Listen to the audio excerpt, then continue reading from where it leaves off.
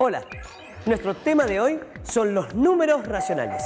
Lo siento, pero me acaban de informar que por cuestiones técnicas solo podemos utilizar la mitad de la pantalla. ¿La mitad? Pero, bueno, los números racionales tienen una larga historia. Me va a disculpar, pero vamos a tener que reducir la pantalla un poco más. Así que solo va a poder utilizar un cuarto. ¿Vamos de nuevo? Va a ser un poco difícil hacer así el programa, ¿no? Mire, en realidad hay tres alternativas. Podemos utilizar 4/9 de pantalla, un cuarto de pantalla o 15/36 de pantalla. ¿Qué prefiere? ¿Cuál de las tres opciones de pantalla será la más grande? ¿4/9, un cuarto o 15/36? Vamos a ver. Empecemos por la última. Si dividimos la pantalla en 36 partes, pero solo podemos usar 15, el resultado sería algo así. No está tan mal. La segunda opción es un cuarto. Vamos a aprovechar que ya dividimos la pantalla en 36 partes. La cuarta parte de 36 es 36 dividido 4, o sea, 9. Es decir, que tenemos 9/36. Entonces, si un cuarto es igual a 9/36, parece mejor elegir 15/36 porque es mayor. Pero vamos a ver qué pasa con 4/9.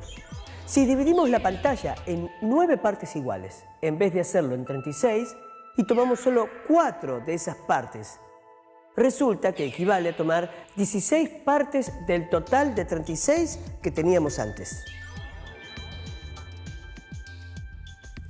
Esta opción me parece que es la que más me conviene.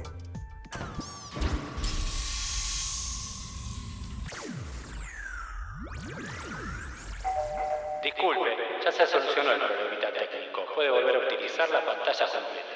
Muchas gracias. Lo que hicimos recién fue dividir un todo, en este caso la pantalla, en fracciones. Y las fracciones dan origen a los números racionales. Aunque hay que tener en cuenta que los números enteros también lo son. ¿Por qué? Porque todos los números enteros divididos por 1 dan como resultado el mismo número.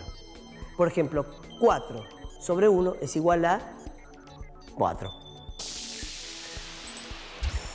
Ahora, ¿por qué los llamamos números racionales? Muy simple. La palabra racional viene de ración. Y ración significa la parte de un todo. Por eso, cuando hablamos de números racionales, nos referimos a números que expresan fracciones de una totalidad.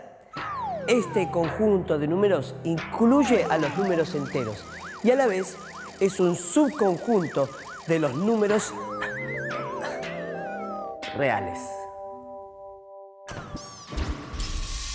Entonces definimos número racional a todo número que pueda representarse como el cociente de dos enteros, con denominador distinto de 0. Para decirlo de forma más sencilla, un número racional es todo número que pueda representarse con el resultado de la división entre dos números enteros, siempre que el denominador no sea 0.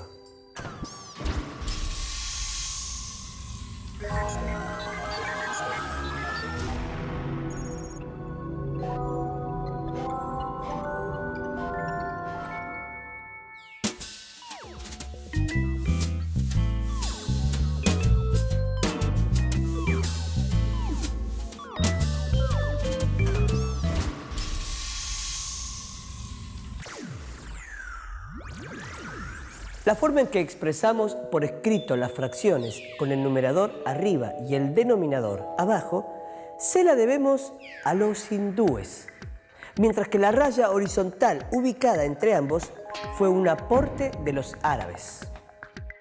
Quizás ustedes ya se hayan dado cuenta que los números racionales están presentes habitualmente en nuestra vida cotidiana. Por ejemplo, Cuando vamos a la panadería y pedimos un cuarto de pan o media docena de facturas, estamos utilizando fracciones. Pero partir y repartir son operaciones que se realizan desde la antigüedad, que aparecieron casi al mismo tiempo que contar y que dieron origen a las fracciones. De hecho, se cree que el origen de los números racionales está vinculado al pan.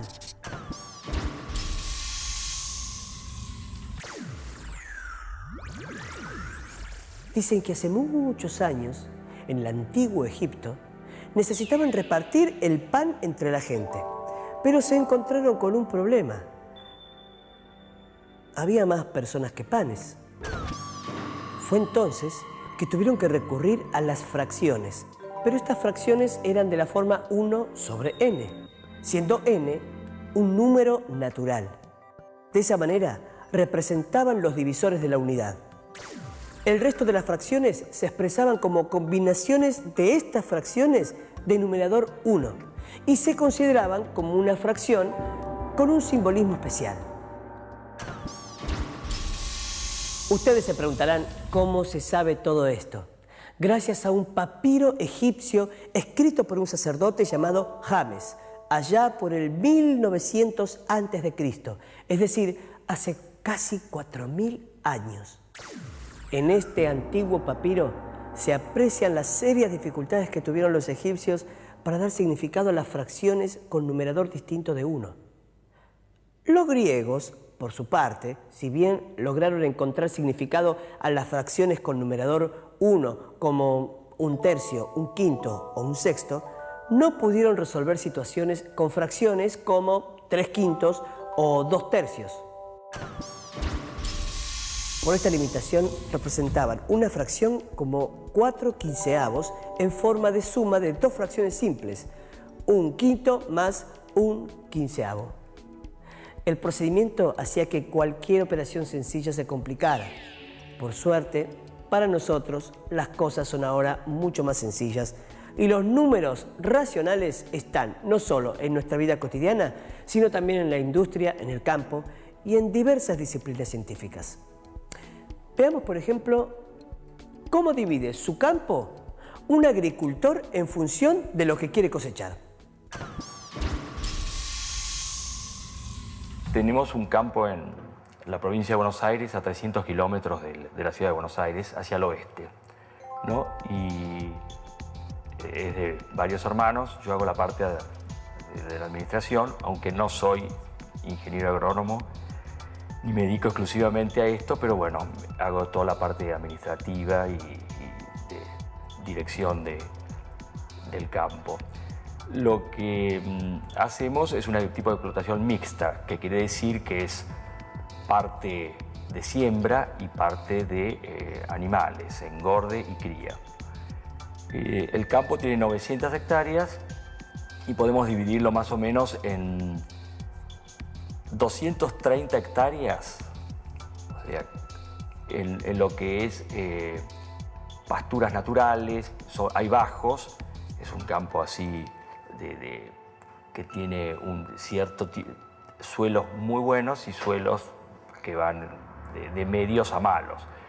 En este tipo de medios y malos se hace todo lo que es cría con terneros, en cierto tipo en este campo, lo que se llama recría, que se puede llegar a criar el ternero más allá, una vez que sale del destete, o sea que sale de su madre, del lado de su madre.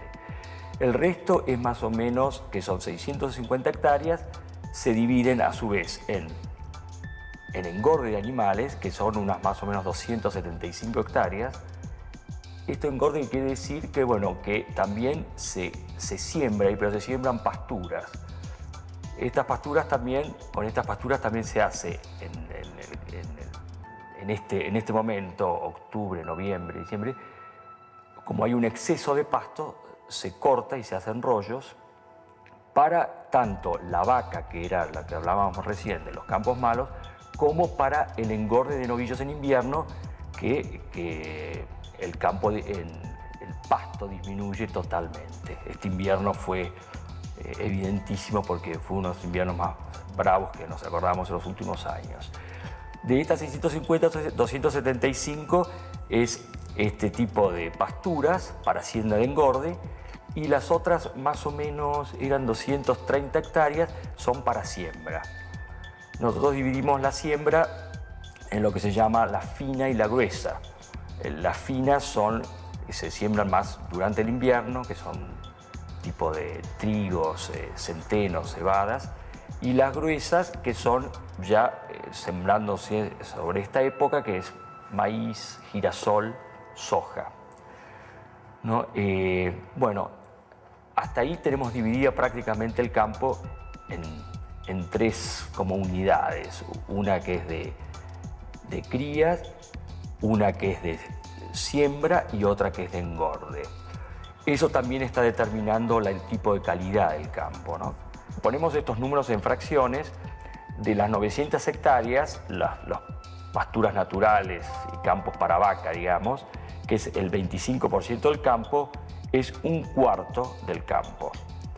El resto, que es más o menos el 75%, que son las 650 hectáreas, y sería una 3/4 partes del campo, se divide a su vez en prácticamente un medio y un medio en siembra y en pasturas para engorde. Estos son, estoy diciendo aproximados porque es el 57 y el 43, pero podemos decir que es la mitad, o sea, un medio y un medio de estas 650 hectáreas. Como vimos, las fracciones expresan una parte de un todo. Pero tenemos que tener en cuenta que ese todo puede ser continuo, como un metro de tela, por ejemplo. O discreto, como un conjunto de lápices o de bolitas.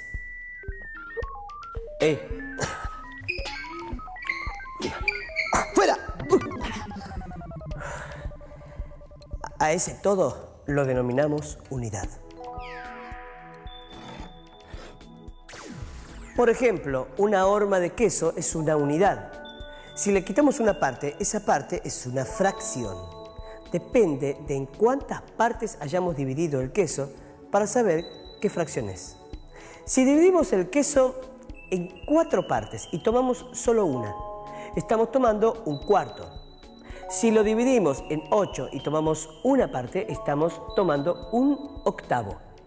Pero si tomamos 2 partes, estamos tomando 2 octavos. Miren qué interesante. Resulta que un cuarto y 2 octavos son equivalentes. Un caso particular se presenta cuando la unidad se divide en 10 partes. Cada una de esas partes es un décimo del todo. Si cada parte se vuelve a dividir en 10, se obtiene un centésimo de la unidad, que era un décimo. Así se puede continuar la división por 10 de cada una de esas nuevas partes y obtener milésimos, 10 milésimos y mucho más.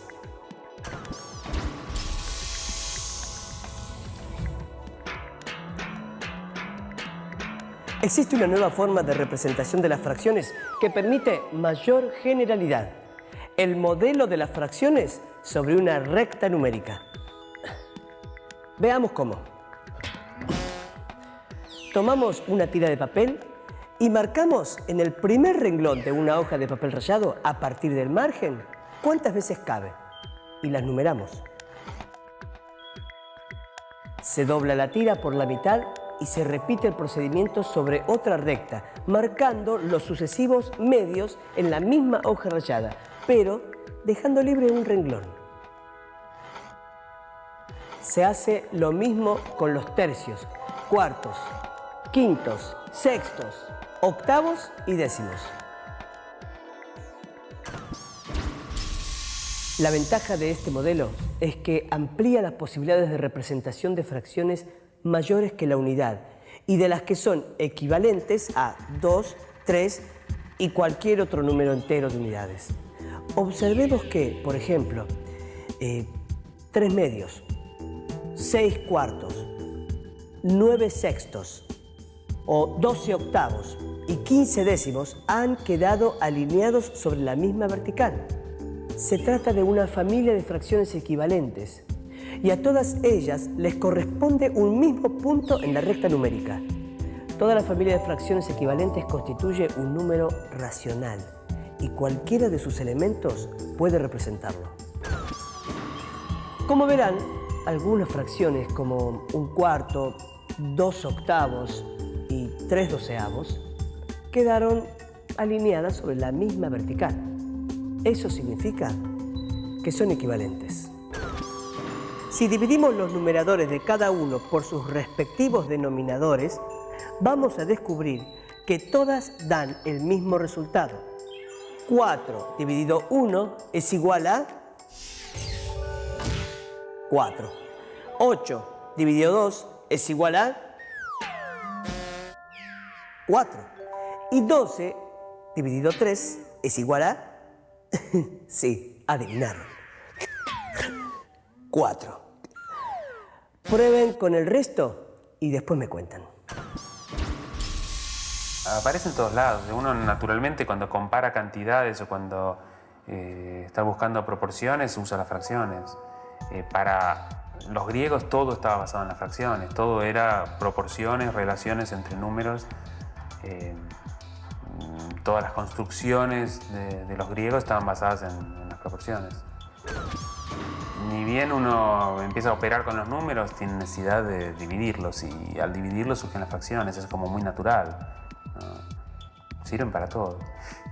Por ejemplo, el origen de la escala musical. La escala musical, en realidad, la escala que conocemos, la escala occidental, tuvo muchas transformaciones, ¿no? Pero la primera, digamos, definición formal de la escala musical fue hecha por los pitagóricos y se basa en las fracciones. En realidad lo que hicieron fue tomar una cuerda y dividirla en las 2/3 partes, y al dividir la cuerda en las 2/3 partes, eso da una nota más aguda que es lo que se llama una quinta. Por ejemplo, si la cuerda es un do, la quinta es sol, porque es do, re, mi, fa, sol. Y con eso se construye la escala musical basada en las proporciones, en las razones. A todo número racional le corresponde un punto determinado en la recta numérica. Cuando tomamos la recta numérica comprobamos fácilmente que un número racional es mayor que cualquier otro que se encuentre a su izquierda y menor que cualquier otro que se encuentre a su derecha. Así nos resulta sencillo comparar cualquier par de números racionales y determinar si uno es mayor, menor o igual a otro. Por eso decimos que el conjunto de los números racionales está ordenado. Ahora sí.